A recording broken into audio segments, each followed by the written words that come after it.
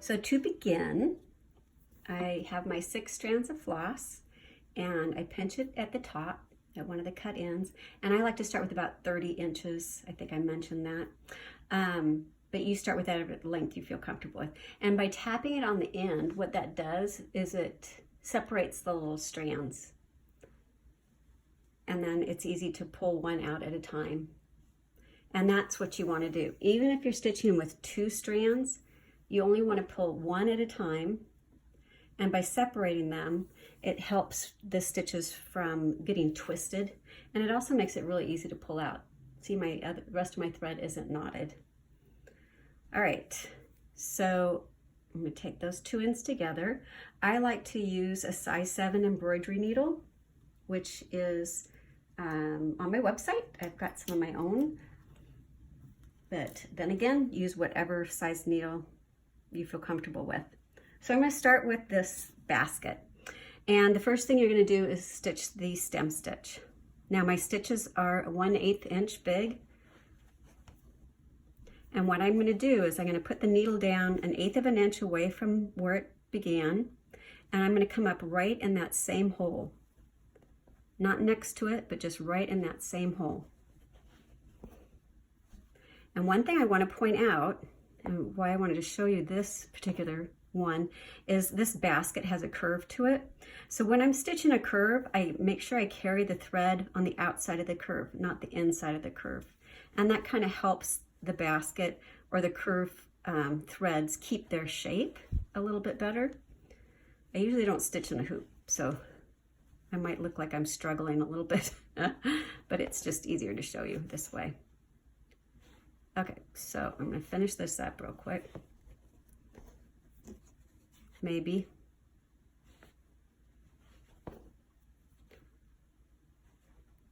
Now to have it come to a nice tapered end, since I've got about 1/8 of an inch there, I'm just going to go ahead and take the needle down right there. And that's where I'm going to stop. And I'll tie my knot off there. So the next step to making the basket is we want to do our straight lines in one direction. So we're going to start with the ones that go from the top of the basket to the bottom. Maybe I'll start over here. And we're going to come about 1/8 of an inch from the side and then straight down. I'm going to turn you a little bit so it's facing me, and that will help me get it straight. One trick you can do is just pull the thread down and get it the right angle, and then go down right inside that stem stitch line. And then I know it uses more thread, but I come up at the top again, because what I've noticed is if you come up next to it down here, it kind of makes the threads do this. So I don't mind wasting a little thread on that. So we're going to do these about 1/8 of an inch apart. They might even be a hair closer than that.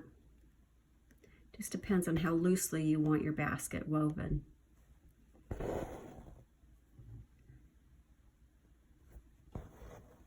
Okay, I'll finish these up and then I'll show you the next step. Okay, so now we're ready to move on to the next, and as you can see, I don't have a type A personality. This unevenness does not bother me at all. If it bothers you, I'm sorry, and you can make yours perfectly straight.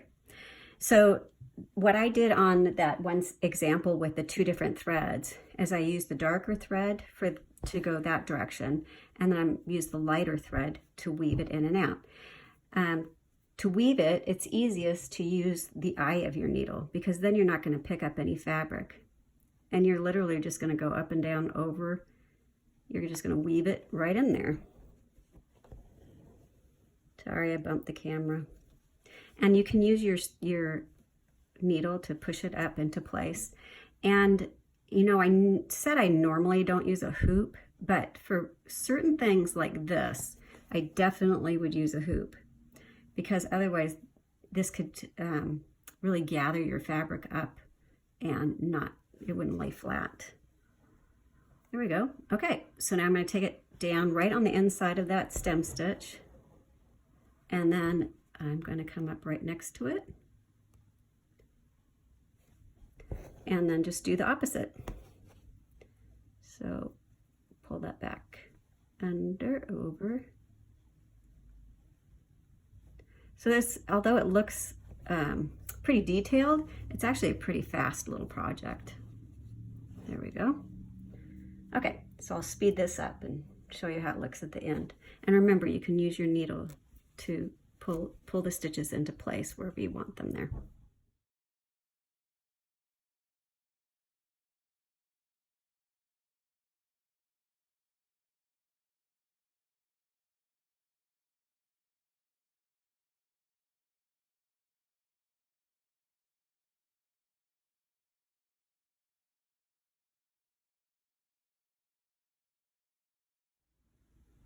So here are two baskets side by side. This is the one I just did, and this is the one that's already in the sampler. And you can see the sampler, I did the stitches a little closer together, so it's a little tighter weave. So it's up to you how tight you want to make your basket. I like both, actually. This kind of has a little checkered look to it. So now we're going to move on to another stitch. I'm going to show you the stem stitch, and I want to show you using the variegated thread because there's a couple things I want to point out. So I'll show you when we get there. So you always want to start on the end. Don't start in the middle of a line, but always start on the end. Otherwise, it's kind of hard to make that transition look good. I mean, you can, but it's a little harder that way. So you're going to start taking 1/8 of an inch. You go back 1/16 of an inch, so halfway in between. And you're always going to carry the thread on the same side. So in this case, I'm carrying it on the outside. Now I've come to a corner. So that's about 1/8 of an inch. I'm going to go back and poke it up in that same hole that I just was in. Now I'm going to put it down right in the corner. I'm going to come up 1/8 of an inch this direction.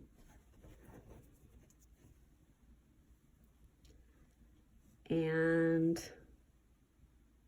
then I'm going to go back in the corner and come up 1/16 of an inch. And I'm ready to go this direction. I'm going to turn this just for ease of my stitching since I'm not used to a frame. Okay, so now we've turned a corner. Now I'm going to go do the 1/8 of an inch, back in the same hole, carry the thread on the same side.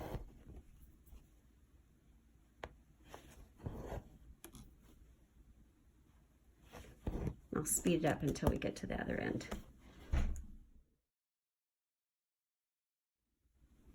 Okay, I'm going to show you how to turn a corner one more time. So you take your needle right down in the corner, you come up 1/8 of an inch past, around the bend, go back in that same corner, come up halfway in between those two stitches. Now I'm going to turn my frame around. There we go. Now we have a nice little corner, and then you can just continue stitching. This thread's going to get in my way.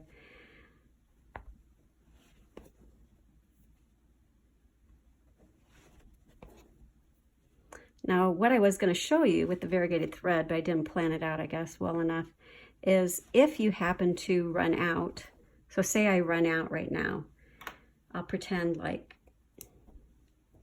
let me pull it down here. Okay. Let's pretend that's all the thread I have left. It's like, oh man, I don't know if that's going to be enough to do that. So I'm going to go as far as I can using that thread. And what will happen, just pretend I didn't cut that off, is when you've separated your threads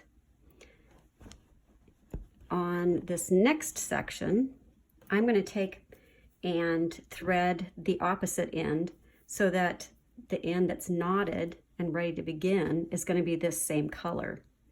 Do you see what I mean? So I started with the lighter end up here to begin with, and now to match up, I'm just going to use the opposite end to start so that I can match the color. Okay, so I'm going to come down about 1/16 of an inch, or 1/8 of an inch, I mean. Okay, and then I would tie it off, or I would thread it underneath some existing threads, but I won't do that just for time. So to try to make this line look like it hasn't been stopped and started, you're going to come up. Let me see if I can pull that thread up a little bit so you can see. Right there. Okay, so that's where your needle would have come up, right in that hole right there in the middle, if you had continued on sewing. So that's where we're going to start our new thread. Okay, and then we're just going to continue on, and you want to make sure that your thread isn't on the other side of this thread that's laying down. You always want it to be going in the same direction. If it is, when you pull it up, then just thread it underneath so it's coming out the correct side. And then you just continue on your 1/8 of an inch.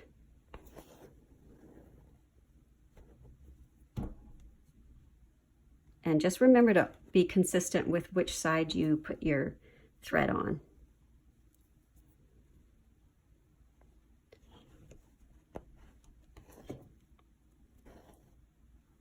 So you can't really tell that I had to change thread there color-wise. So this was that same piece of thread. So this was the beginning, this is the end.